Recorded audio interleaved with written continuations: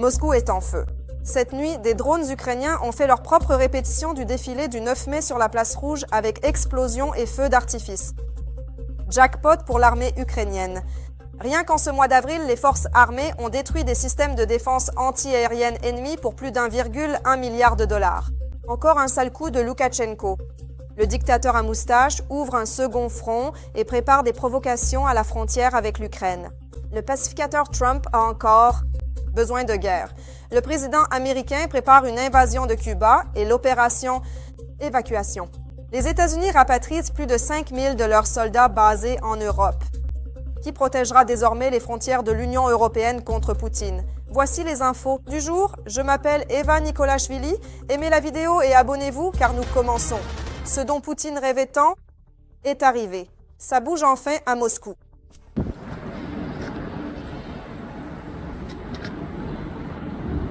C'est dingue. C'est dingue. La capitale de l'État terroriste a été attaquée par des drones dans la nuit de lundi. Des explosions ont retenti à environ 6 km du Kremlin. Des images d'un bâtiment endommagé ont été publiées sur les chaînes Telegram. Selon les données officielles des autorités locales, il n'y a pas de victimes.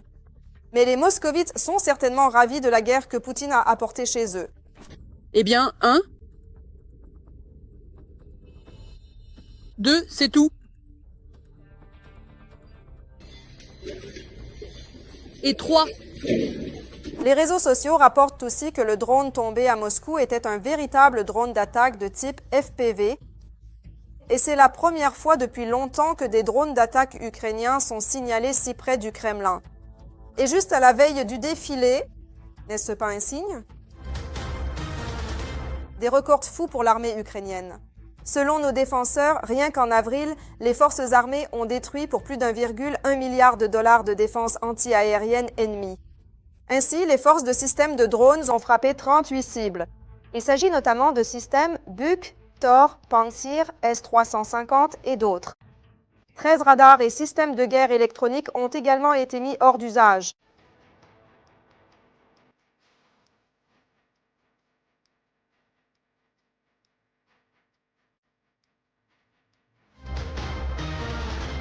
Loukachenko s'est encore plié devant Poutine et aide maintenant l'homme du bunker à bombarder les villes ukrainiennes. La Biélorussie a lancé un ballon depuis son territoire pour venir en aide aux Russes. C'est en fait un relais pour amplifier le signal des armes aériennes des occupants que la Russie utilise contre l'Ukraine lors des bombardements. Comme l'a indiqué le porte-parole des gardes-frontières, Andriy Demtchenko, nos défenseurs s'attendent à d'autres provocations de la part de la Biélorussie. Et il a ajouté que les forces ukrainiennes sont prêtes à toutes les frasques du dictateur moustachu Loukachenko. Le président Zelensky a aussi signalé une activité inhabituelle des Biélorusses près de la frontière ukrainienne.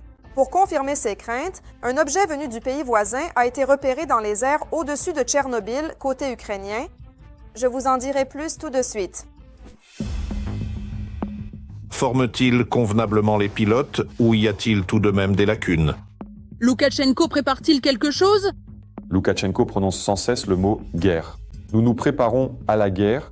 Pourquoi? Il nous prépare psychologiquement à ce seuil critique, à cette ligne rouge, pour que si cela arrive, nous y soyons tout simplement prêts. Les gardes-frontières ukrainiens ont observé une activité inhabituelle près de la frontière biélorusse. La veille, Hier, il y a eu une activité assez particulière sur certains secteurs de la frontière entre l'Ukraine et la Biélorussie, côté biélorusse. Nous enregistrons tout attentivement, nous contrôlons tout et si nécessaire, nous réagirons. Le président n'a pas précisé la nature exacte de cette activité, mais il a ajouté que l'Ukraine est prête à défendre sa souveraineté. En mars, des manœuvres avaient déjà été effectuées. Loukachenko parcourait les forêts biélorusses, parlait fermement aux généraux et déclarait qu'ils devaient tous être en excellente forme physique. Il cultivait cette image de commandant en chef et de mentor sévère. Andriy Kovalenko, chef du Centre de lutte contre la désinformation, a également réagi au rapport sur l'activité biélorusse. Toutes leurs actions dans la zone frontalière sont enregistrées. De ce côté-là, seules de petites provocations sont possibles et elles coûteraient plus cher à la partie biélorusse elle-même. Rien de plus, il vaut donc mieux que les Biélorusses s'en abstiennent. Auparavant, Zelensky avait déjà estimé que la Russie tenterait une nouvelle fois d'entraîner dans sa guerre la Biélorussie.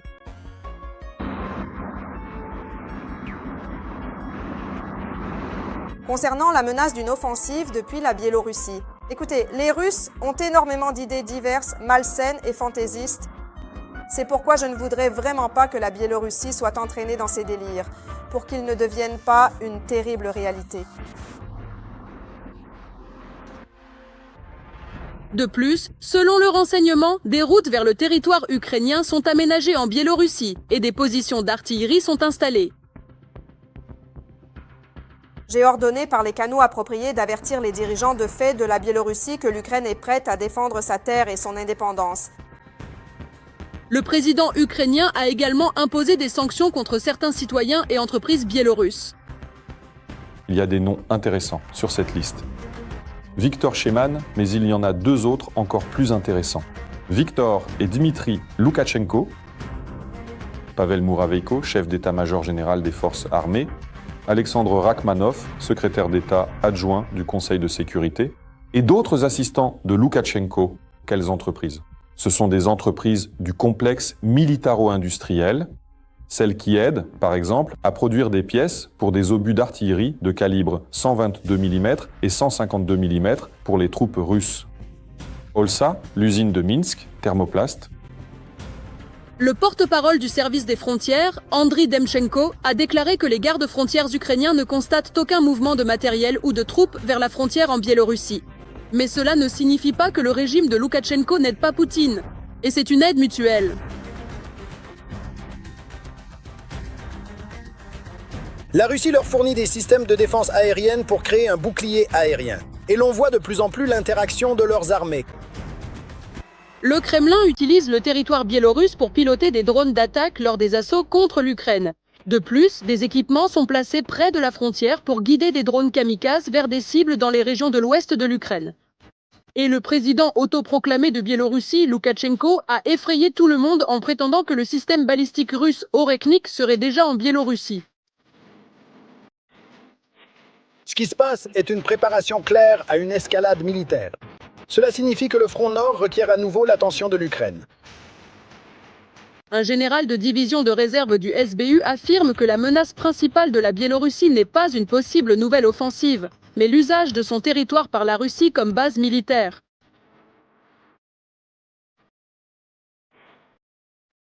Il est important de comprendre que la Biélorussie n'est plus seulement un pays voisin de l'Ukraine et de la Pologne. En fait, ce territoire sert de tête de pont militaire à la Russie. La menace ne réside pas dans une offensive, mais dans une pression constante, en particulier tant sur l'Ukraine que sur la Pologne. Une offensive depuis le territoire biélorusse est-elle possible? À l'heure actuelle, c'est un non catégorique. C'est-à-dire qu'il est impossible de mener cela sous le couvert d'une opération indépendante de la Biélorussie. L'armée biélorusse n'a ni les ressources ni la motivation pour une offensive majeure. Mais Poutine pourrait s'emparer par la ruse du pouvoir de son camarade. Si la Russie décide que le territoire biélorusse sera à nouveau utilisé sans limite, alors Moscou pourrait entreprendre certaines actions, même sans le consentement des dirigeants biélorusses. Dans un tel scénario, l'armée biélorusse serait dispersée parmi les unités russes, et la question de la motivation et de l'expérience ne se poserait plus.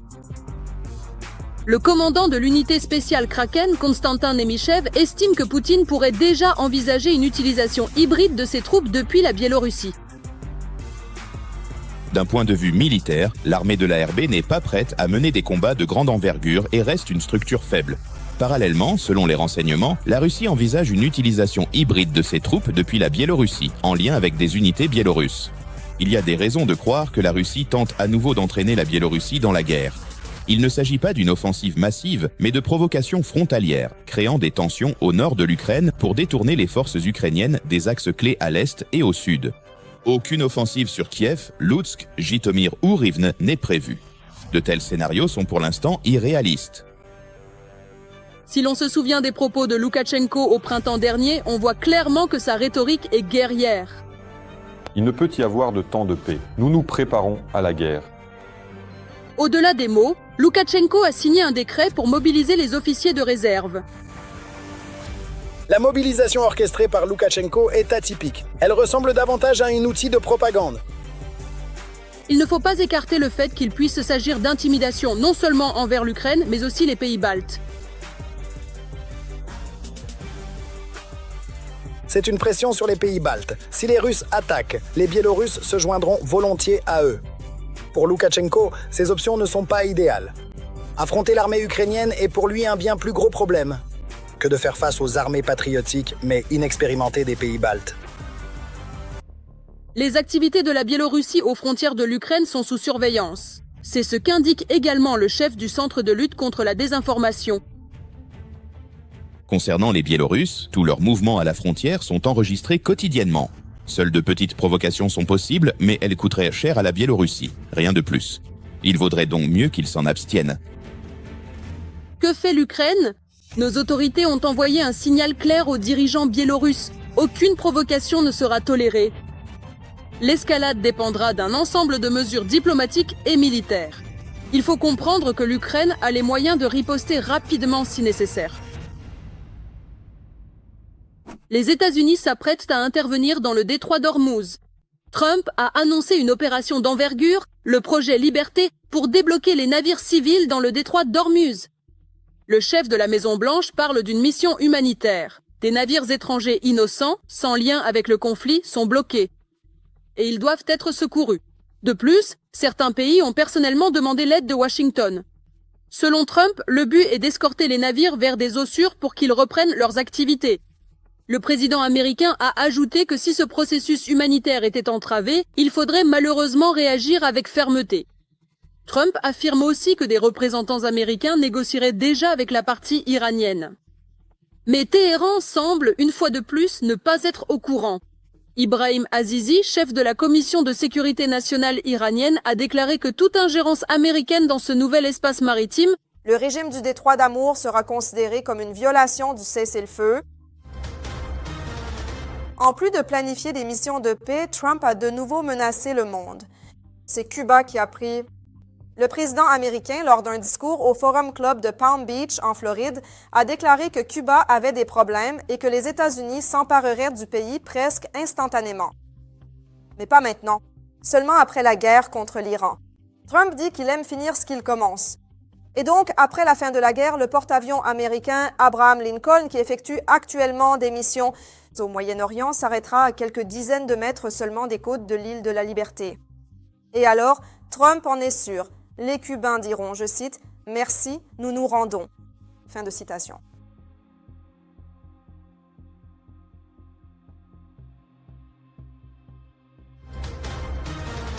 Pendant ce temps, l'Allemagne pourrait se retrouver sans missiles Tomahawk.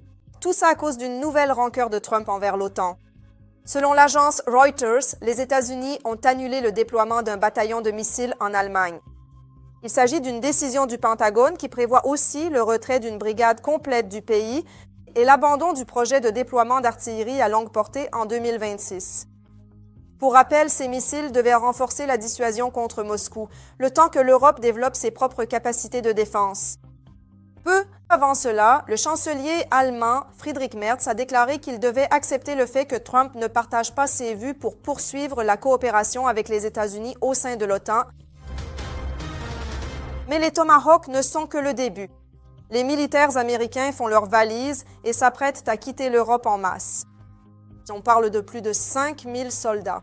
Pourquoi Trump a-t-il ordonné aux militaires de rentrer aux États-Unis? Et comment cette décision peut-elle affecter l'OTAN et le sort du président américain lui-même? Mes collègues vous en disent plus. Tout ce qui est superflu rentre à la maison. Donald Trump s'est une fois de plus attelé à l'optimisation de l'armée américaine. C'est une démonstration de force. Cette fois, le président américain a annoncé le retour massif des militaires américains des bases de l'OTAN en Europe. Il s'agit de milliers de soldats stationnés en Italie et en Espagne. Vous savez pourquoi pas? L'Italie ne nous a pas aidés et l'Espagne s'est comportée de façon horrible. l'Allemagne a également subi les foudres de Trump. Tout comme l'Italie et l'Espagne, le président américain l'a accusé de ne pas vouloir participer activement à la guerre qu'il a lancée contre l'Iran. L'OTAN, avec la Bundeswehr en tête, ne serait pas pressée d'envoyer ses soldats aider l'armée américaine. En représailles, la Maison-Blanche démantèlerait alors ses propres bases sur le territoire européen. Il s'agit de plus de 5000 soldats. Les Allemands s'activent. Où est l'ironie? Je veux dire, pourquoi punir les Allemands? Ils essaient en fait de lever les limites sur les dépenses militaires. Ils ont renforcé leurs propres forces. Ils représentent désormais la plus grande armée d'Europe. Il faut noter qu'actuellement, rien qu'en Allemagne, il y a environ 36 000 militaires américains, dont près de 11 500 d'entre eux sont des employés civils. On ne sait donc toujours pas qui Trump ramène aux États-Unis, des militaires, des civils ou les deux. Apparemment, il est mécontent des commentaires de la chancelière allemande, mais il semble que le Pentagone réfléchisse à cette question depuis plus d'1 an, c'est-à-dire qu'ils évaluent régulièrement le déploiement des troupes américaines dans le monde. Et ils le font depuis 1 an. Ils ont peut-être conclu que c'est le moment d'envisager le retrait de ces 5000 soldats d'Allemagne.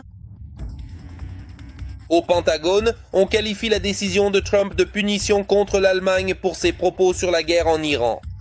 Mais voilà le hic, cette décision impulsive du président américain ne nuit qu'à lui-même. De plus en plus de républicains s'expriment. Certains menacent de tenir des auditions, d'autres d'initier un vote pour tenter de clarifier la position de certains membres de la Chambre et du Sénat sur ces questions. Tout cela sur fond de problèmes dans lesquels l'armée américaine s'est enlisée en Iran, car la guerre éclair de Trump au Moyen-Orient a échoué. Si la guerre devait encore durer 1 mois, voire même 2 mois supplémentaires, je pense que les républicains vont certainement intensifier leurs efforts pour exercer une pression supplémentaire sur l'administration.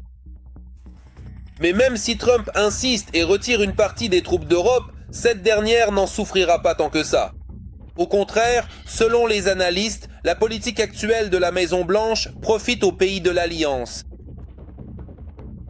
Je pense qu'ils continueront ce qu'ils font depuis quelques mois, ou plutôt depuis 1 an, à savoir renforcer leurs propres capacités. Ils savent qu'ils doivent être capables de se défendre. Ils savent que les Américains ne seront pas là pour toujours, pas en Europe pour toujours. En somme, les Européens redoublent d'efforts pour assurer leur propre sécurité.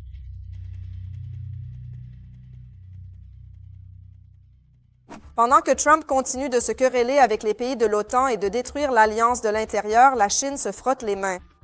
La Chine intensifie rapidement ses essais de drones furtifs géants sur ses sites les plus secrets. Ainsi, de nouvelles images satellites ont capturé des clichés uniques de plusieurs types d'avions de pointe chinois. Le plus grand drone a reçu le nom officieux de Monstre de Malan. Son envergure est d'environ 53 mètres. Cela correspond aux dimensions du bombardier furtif stratégique américain B-2 Spirit. Un autre grand drone a été aperçu à ses côtés. Il a une forme spécifique et son envergure est un peu plus petite, environ 42 mètres. Cependant, cet appareil semble plus massif.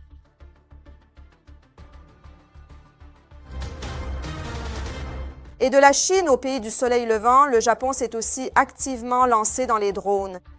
Avec l'Ukraine, il lance une production conjointe de drones. De plus, Tokyo, face à des voisins belliqueux, a assoupli sa politique de non-fourniture d'armes à d'autres pays, ce qui rend possible, entre autres, des livraisons d'armes à Kyiv. 80 ans de neutralité, de pacifisme et d'expiation de ses propres péchés ont pris fin.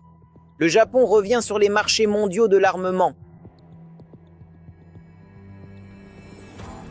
Malgré l'absence prolongée de la capitale japonaise, Tokyo à plusieurs reprises, dans la course aux armes extrêmement puissantes et d'une précision remarquable, le pays n'a pas perdu au fil des années son potentiel et peut toujours, sans aucun doute, concurrencer les plus grandes nations.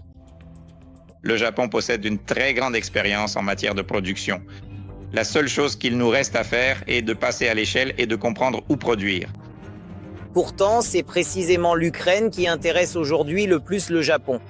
Car Kyiv était le berceau des drones les plus efficaces et modernes, sur lesquels le pays du soleil levant mise pour moderniser sa propre armée.